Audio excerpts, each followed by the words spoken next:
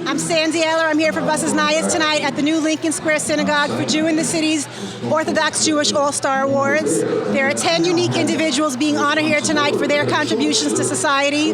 Each one is living proof that being a successful professional and an Orthodox Jew can go hand in hand. Hi, we're here with Allison Josephs. Allison is the woman behind Jew of the City, the heart, the soul, the lifeblood of Jew in the City. What possessed you to start up Jew in the City? So basically, I was raised not terribly observant, and we would come to Manhattan about once a month when I was a kid, and I would see Orthodox Jews from afar, and they were like another species to me, and they just seemed so weird with their wigs and their beards, and I was proud to be Jewish, but I was a normal one and not one of these extremists. And I accidentally stumbled upon Orthodoxy after I had an existential crisis at 8 years old. I realized I didn't know why I was alive. There was a tragedy in my childhood, and I sort of accidentally started learning Torah at about 16, and I saw there was all this beauty and wisdom, and I wanted to know why no one told me about that. And I realized at a certain point, this is the very short version of a much longer story, but we're only depicted in the media as extreme, basically, and we're never depicted with nuance, and we're never shown different colors, and we only see the worst examples, and so no one ever gets to see just the everyday, happy, good, productive people.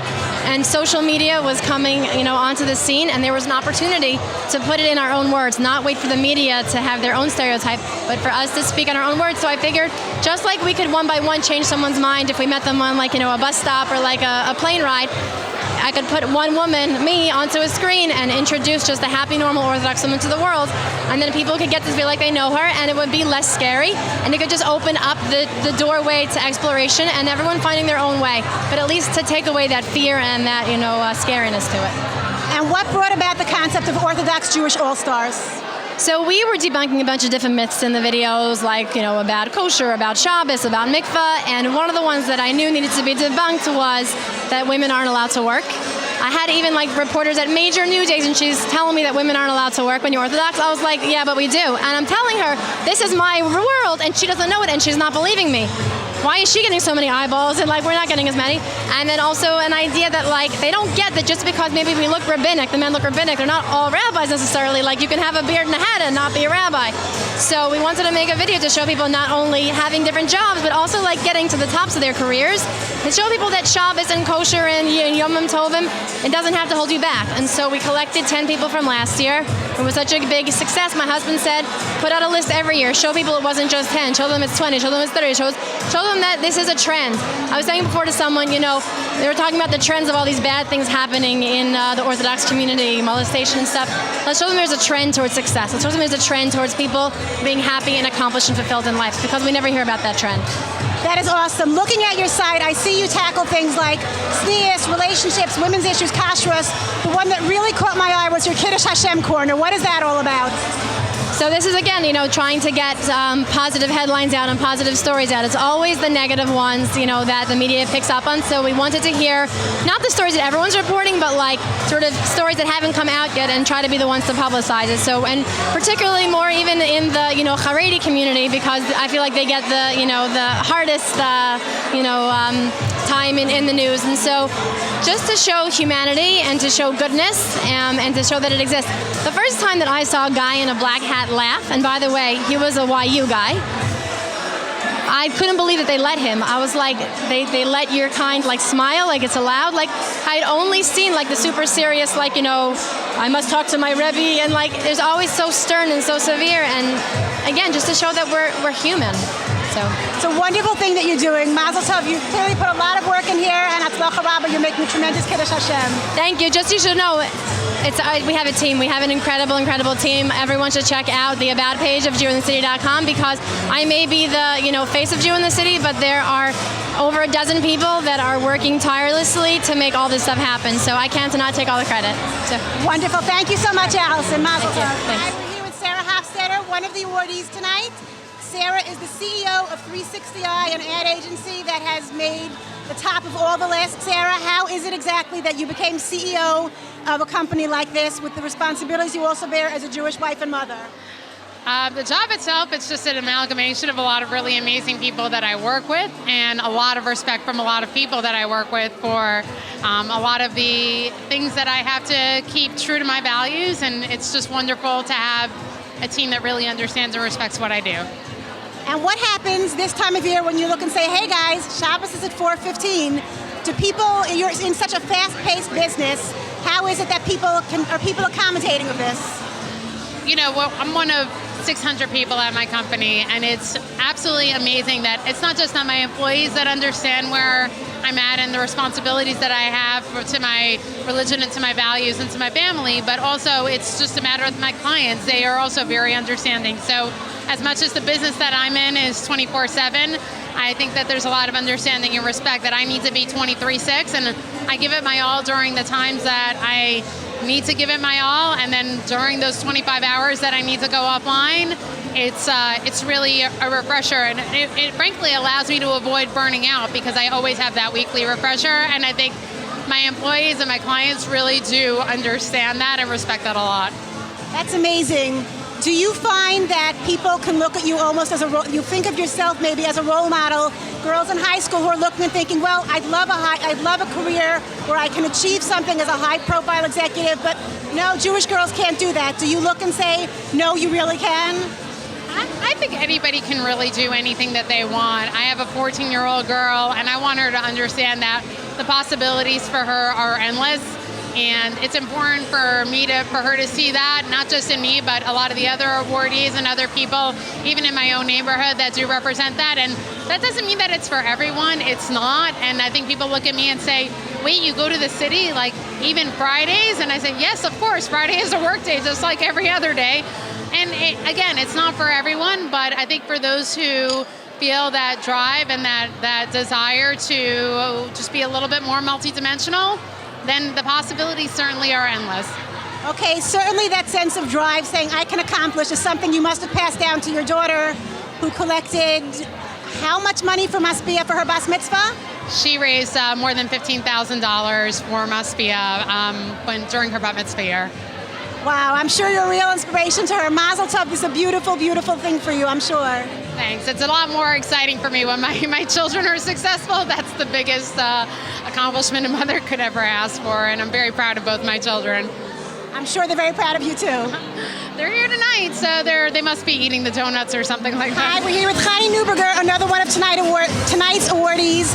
Chani is the Director of Communications for the National Security Agency at Fort Meade, Maryland. Chani, you're an alumnus of Beis Yaakov of Borough Park. I'm guessing you're the only alumnus of Beis Yaakov of Borough Park to end up in Fort Meade National Security Agency. I don't know, actually. How did you go from Beis Yaakov of Borough Park to a prestigious position at the NSA? So first, fundamentally, I think any frum woman who works will say that along the way, the first and most important step is I have a very supportive husband. So I graduated Beis Yaakov Borough Park Elementary, went to Machon Beis Yaakov High School, then Turo for college. And following that, after I was married with children, I went back to Columbia Business School. And my husband, I had a professor there who told me about a program called the White House Fellows Program. It brings in individuals across the U.S. from various backgrounds with the goal of introducing them to government. And my husband encouraged me to apply for the program, which I did. And I was selected. And they post the different selectees to different agencies. So I was assigned to work for the Department of Defense. So I was assigned to work for the Secretary of Defense. And then following that, I worked for the Secretary of the Navy for a year, and then I moved on to the National Security Agency. That's really amazing. I was doing some research last night. I saw a fascinating story about a time that you had a trip to the Middle East for about 8 days, and obviously food would be an issue, and there was a 3-star general who noticed your eating habits. Would you care to share that with us, or lack of eating habits? I'm happy to. I'll share the story because I really think it speaks to, growing up, my father was actually born in Hungary, and the family came after the Hungarian Revolution, and he would often talk about the United States as a Medina Shel Rachmim, and I think the story very much speaks to that. In this particular case, it was the end of 8 days, so during the 8 days, all my colleagues had seen me eating pretty much was salad, Diet Coke, and coffee. So one of the generals on the trip approached me and said, the group is talking about you. And I said, tell me what the problem is. I'm happy to address it. And he said, well, in the military we have excellent health care and we really will be there for you. And he's going on and on. And finally he says, well, as a group, we decided that you're anorexic. So I smiled and I said, no, I'll explain. And I keep kosher. And he said, well, no problem. The next time there's a trip, we'll bring kosher food. And I said, no, I don't need. I bring my own. I don't need, please. And we argued back and forth. And I thought I had won that argument. And then the next time there was a trip, I walked up the steps to the plane and one of the stewards came over to me and said, are you Mrs. Neuberger? And I said, yes. And he said, please come with me for a moment. And he took me down to the hold of the plane and he opened a cabinet and there stacked up was gefilte fish and matzo balls and anything that our generation of Yidden never eats. So he said that after the last trip, the general had come over and said, whatever it takes, get kosher food. So following that, we had a discussion about kashrus and symbols, and we did better the next time. When you get to a level in any agency or business where you're that high up, you tend to get to the point where there's an element of responsibility where you don't look at the clock, you look and say the job needs to get done, you get it done. What do you do? How is it treated among your colleagues and your superiors when you look and say, oh wait, Shabbos is early this week, or I know you didn't know there was a holiday called Shavuos, but I'm taking off the next 2 days. How do you manage to juggle that with having such a high up position in the Department of Defense? So I once heard somebody say something which I thought was very wise. And they said, Shmir Shabbos doesn't start Erev Shabbos. It starts in the way you behave Monday morning. And I think it's really true. Because if you prove yourself throughout the year as somebody who takes work seriously, who looks themselves as being a part of the team, then when you need to leave Erev Shabbos, people respect your commitment. They don't look at it as, oh, she's trying to get out of the way. So it doesn't begin with Erev Shabbos in the winter. I just think it begins with the way you conduct yourself all throughout the week. And I hope and I try to be the kind of person who takes work seriously so people know when you're leaving, it becomes, this is the beauty of America, people who try to balance faith and work. And Baruch Hashem, I've never had somebody say, I have had people say, well, see you Saturday night, but I haven't had somebody give me a tough time and say, you are not leaving. Of course not. So you literally spend your days at the Department of Defense being a walking Kiddush Hashem, right? I don't know. I try to. I don't know. Many of the people here, you talked with Dr. She certainly is. Wow, that's really amazing. Mazel tov. This sounds like a really well-deserved honor. Thank you very much. Nice to talk with you. Hi, we're here with Dr. Laurel Steinherz, Director of Pediatric Cardiology at Memorial Sloan Kettering Hospital. Another one of tonight's honorees. Dr. Steinherz, I have to ask you, when you went to medical school, you probably were not just one of the few women in your class, but Orthodox women. You must have been completely in the minority. How did that work for you? Well, in fact, when I was in medical school, in general, there was about 1 to 3% of the class that would be women. In other words, about 1 to 3 women in a class of 100. So it was certainly unusual and challenging to be a woman under those circumstances and to have to prove that you really deserved that spot in the class, because there was always an expectation that as a woman you were going to be less involved and less dedicated to the profession. So it certainly did have an impact, and we were always trying to prove that that idea was absolutely wrong. In terms of being Orthodox, there was the necessity to prove that it was not a problem. And in fact, it was a driving force to make you dedicated to the profession and to helping people, because it is something which our religion values. And clearly this was something that resonated well within your family, because I understand that your own daughter is a pediatrician. Is that correct? My daughter is a pediatrician. When she went to medical school, half of her class were women. So I think a lot's changed since then. And how is it that you and your husband came to found Camp Simcha, which is such a pivotal institution today within the Jewish community? Well, he was here. Okay. They wander off. We work at Memorial Sloan Kettering with children who have cancer and similar diseases.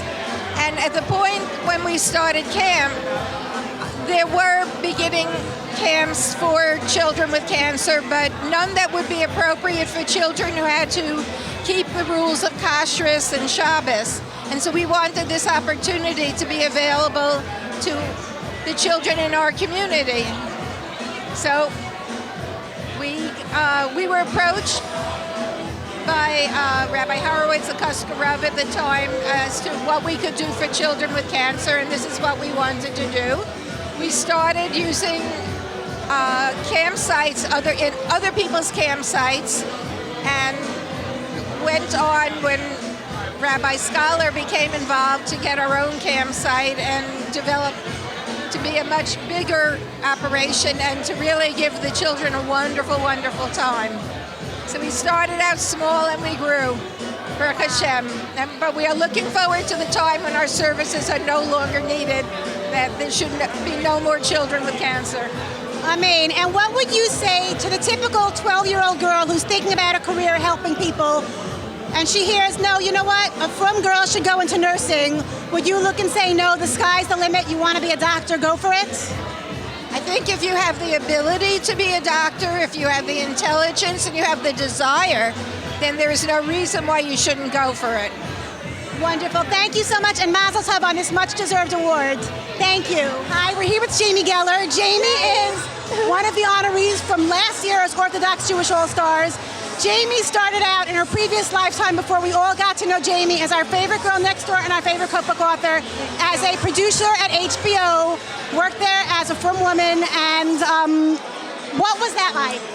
It was amazing. I actually left my job at CNN because I became frum, and I worked for a live show that was live every single day at 4:30, and I decided to become Shomer Shabbos at 4 in December, when Shabbos starts like now, like 4:20. So I couldn't keep that job, so I quit and I went over to HBO and I came in frum, Shomer Shabbos, Shomer Kasher, Shomer Tznius, and it was the most amazing experience. Every single accommodation they could make for me, they would. Kosher food on set all around the world.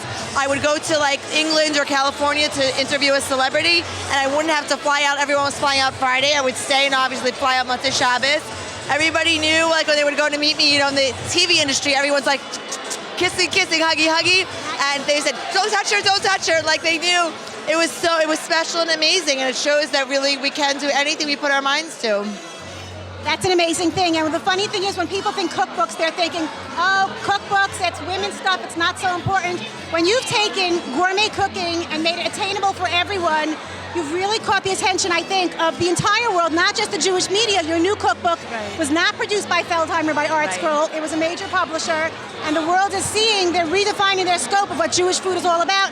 It's not gefilte fish and borscht anymore. It's just another level and progression of how far we've come. Right. You know, it's very interesting. You said gourmet food. I don't call myself a gourmet chef. I don't call myself a chef. I call it real food for real people. But it doesn't mean it still can't be inventive and on trend, and it's still simple to execute, and like, you can actually, the pictures are beautiful, but you can actually make this food and it will look like the pictures. So the new book is Joy of Kosher, Fast, Fresh Family Recipes.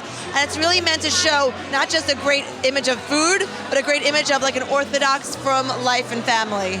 One of the most interesting things about the book is it's half book, half cookbook. It's the first time we've seen pictures of your children, and it's really a glimpse to showing the world what an Orthodox family is all about. Yeah. People have these visions, and they see warmth, and they see love, and they see kids piling up toilet paper on the baby and kids jumping in the leaves. Yeah. And it tells the world who we are. Well, I wanted to show a real slice of who we are. There's tons of bad press. You know, when something negative or bad happens in the press, everyone jumps on it. And why should we have that kind of rap? We have such a beautiful, rich life. I feel that way about Eretz Yisrael, and that's why I showcase my life in Israel. And I feel that way about being a frum woman and of having a frum family. And it's a joyous, amazing, fulfilling, meaningful, incredible life. And I can say that because I didn't always live it. So I know what it was like on the other side. And so I just wanted to showcase the beauty of it. Jamie, thank you so much. My pleasure.